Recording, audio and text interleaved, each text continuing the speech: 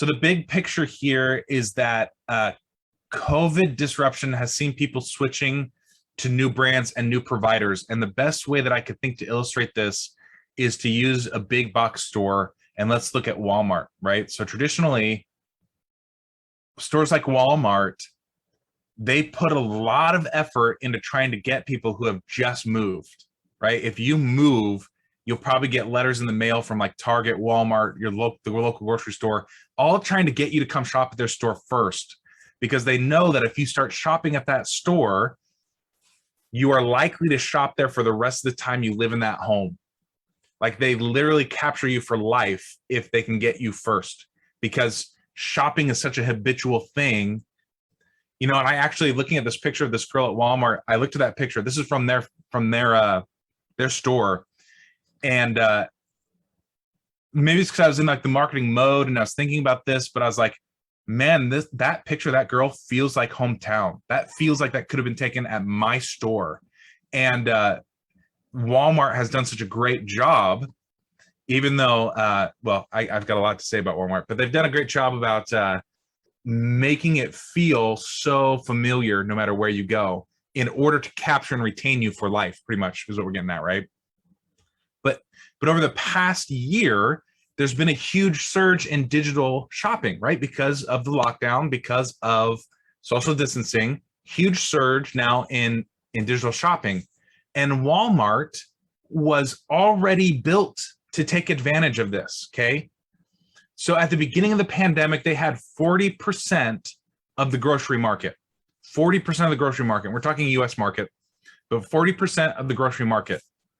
And look at this, they've got curbside delivery, they've got shopping for you, they had shipping to your home. Like they were built before the pandemic to really take advantage of this situation.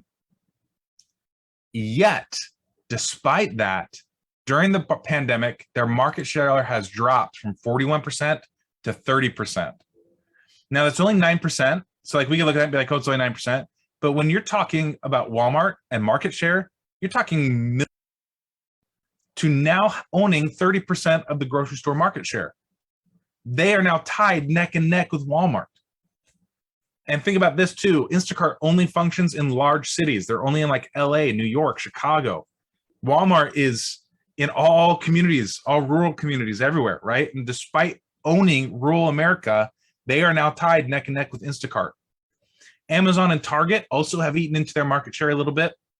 They have grown, but not nearly as much as Instacart. Instacart really just took off. So the question that we have to ask ourselves here is why? And the answer is that the effects of the pandemic are as big and as transformative as a major life event. It is huge disruption. It is as though everyone in the world moved home. They moved somewhere else, and all of their patterns, all of their habits, everything was shaken up, right? And so there's three takeaways that I think we can take from this, right? Because everyone now is in flux. The marketplace is in a state of flux. And there's, even though we're not Walmart or a grocery store, there's three takeaways that we can learn from this. Number one, people are switching brands and trying new providers, okay? Which means you need to focus more on retention and keeping your clients in your world, right? Because just as their clients are in flux, your clients are also in flux. See, I think it's important to understand that we don't live one-dimensional life. So if they're in flux and willing to try new brands in terms of like Walmart versus Target versus Instacart, that means they're in flux in all aspects of their life. They're in flux with what they're doing for their work. They're in flux with, you know, that's why people are quitting and starting their own thing, right? That they're in flux with their providers that they're working with. So your clients are in flux. You need to make sure you're focusing on retention.